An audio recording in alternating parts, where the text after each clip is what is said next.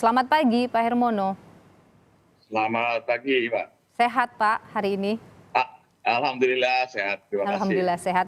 Pak, saya ingin klarifikasi lagi soal Ya, eh, warga negara Indonesia yang dideportasi. Ini mereka dideportasi, dipulangkan oleh pemerintah Malaysia atau pemerintah Indonesia yang meminta mereka untuk dipulangkan?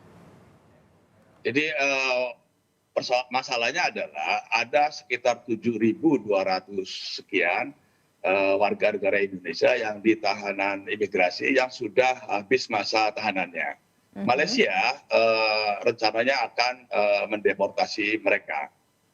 Tetapi Malaysia minta Indonesia yang membiayai kepulangan mereka. Nah ini kan persoalannya, untuk deportasi itu tanggung jawab siapa biayanya, kan begitu. Mhm. Kalau repatriasi itu memang Indonesia yang menanggung seluruhnya ya kalau repatriasi. Tetapi kita minta yang penting adalah mereka yang sudah habis masa tahanannya jangan Mhm. ditahan lebih lama. Nah, sebagai jalan tengahnya kita menawarkan semacam burden sharing ya, Oke. berbagi biaya untuk memulangkan mereka. Malaysia memulangkan pakai kapal laut yang ke tujuan Sumatera, dan Mhm. Indonesia memulangkan yang tujuan Jawa, Lombok, dan lain-lain dengan pesawat udara.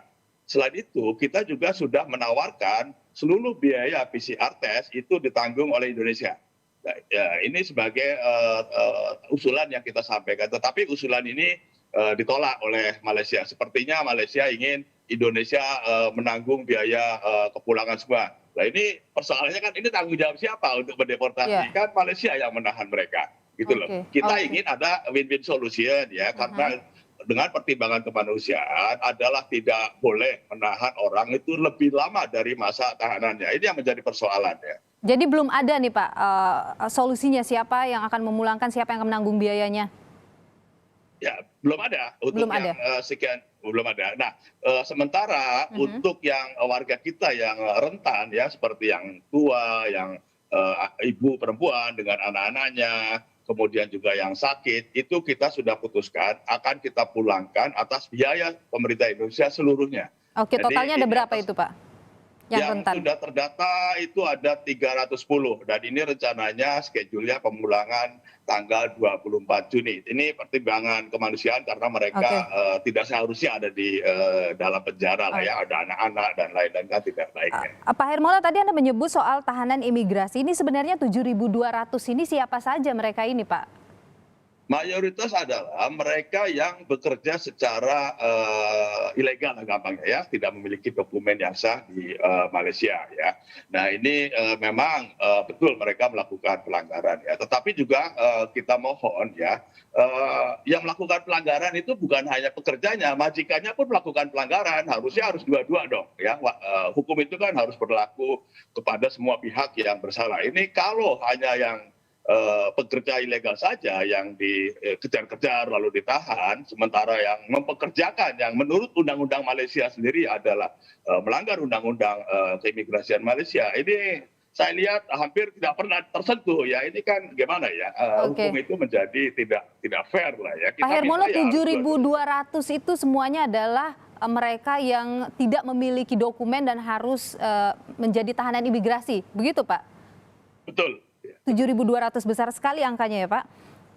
Ya, karena kan Mhm. memang pekerja kita yang tidak memiliki dokumen itu sangat besar ya. Kalau Oke. perkiraan saya ada di sekitar 1,5 1,7 juta ya, itu yang perkiraan saya yang tidak memiliki dokumen. Oke, baik, Pak Hermono, kalau 7.200 ini kemudian masih belum mendapatkan keputusan kapan kemudian mereka akan dipulangkan ke Indonesia, meskipun tadi Anda menyebut kalau dari 310 ini rencananya 24 Juni begitu, eee, kondisi mereka bagaimana, Pak, kemudian untuk menanti kepulangan ini?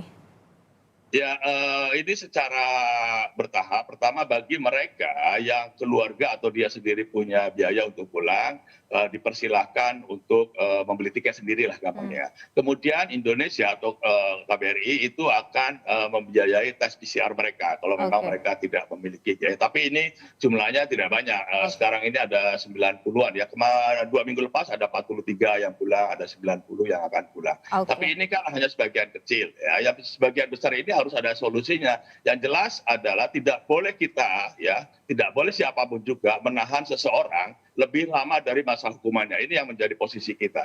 Oke, baik. Pak, kalau kondisi warga negara Indonesia di sana saat ini seperti apa, Pak? Berapa banyak yang kemudian diketahui terinfeksi COVID-19? Datanya seperti apa, Pak? Kalau datanya kita tidak ada yang up to date ya, karena data-data yang ada itu dikirimkan oleh Kementerian Kesehatan Malaysia kepada National Focal Point yang dalam hal ini adalah Kementerian Kesehatan Indonesia. Tetapi memang cukup banyak juga ya, perkiraan saya di atas 1.000 lah ya yang terinfeksi. Dan yang meninggal pun terakhir 2 hari yang lalu kita mendapatkan info ada 2 orang warga kita yang meninggal terkena COVID juga. 2 orang yang meninggal. Sejauh ini kemudian akses yang diberikan oleh Kedutaan Besar RI untuk Malaysia kepada warga negara Indonesia seperti apa, Pak, di tengah situasi ini? Akses dalam pengertian apa nih? Untuk mendapatkan informasi misalnya ketika mereka ingin pulang dan lain sebagainya. Ya kita mayoritas kita menggunakan sosial media ya, baik itu milik KBRI sendiri maupun sosial media milik saya pribadi, itu bisa diakses oleh siapapun juga ya. Kemudian kita juga banyak terbantu lah oleh teman-teman dari Ormas, Paguyuban dan ataupun relawan-relawan. Ini alhamdulillah akhir-akhir ini banyaklah yang membantu kita. Jadi mereka inilah yang menjadikan mata dan telinga KBRI apabila ada warga kita yang memerlukan bantuan, termasuk bantuan logistik ya. Seluruh Malaysia sampai saat ini kita sudah membagikan lebih dari 23.000 paket sembako ya. Untuk KBRI Kuala Lumpur saja sudah lebih dari 13.000 yang dibagikan kepada warga kita yang memang betul-betul membutuhkan akibat dari diberlakukannya lockdown ini. Oke, Pak, terakhir apa kemudian langkah yang akan diambil oleh Kedubes untuk kepulangan dari warga negara Indonesia ini, Pak? Yang di depo imigrasi atau yang mana? Yang dideportasi ini, Pak, yang akan dipulangkan ini. Ya, kita masih terus berkoordinasi dengan pusat ya, untuk bagaimana kita mengambil sikap terhadap masalah ini. Kembali saya tegaskan lagi. Kapan targetnya mereka harus pulang, Pak? Kalau targetnya tentu ya secepat mungkin ya, tetapi kan ini masalah COVID, jadi kepulangannya pun tidak 7.000 bareng semua, harus diatur dengan kesiapan di tempat kedatangan mereka ya, terutama untuk karantina dan protokol kesehatannya. Oke, baik. Pak Hermono, Duta Besar Indonesia untuk Malaysia, terima kasih untuk perbincangannya pagi hari ini dan tentu kita berharap segera solusinya ditemukan antara pemerintah Indonesia dan juga pemerintah Malaysia karena di tengah situasi seperti ini tentu kita berharap mereka yang ingin pulang ke Indonesia bisa segera juga pulang ke Indonesia. Terima kasih Pak Hermono, sehat selalu.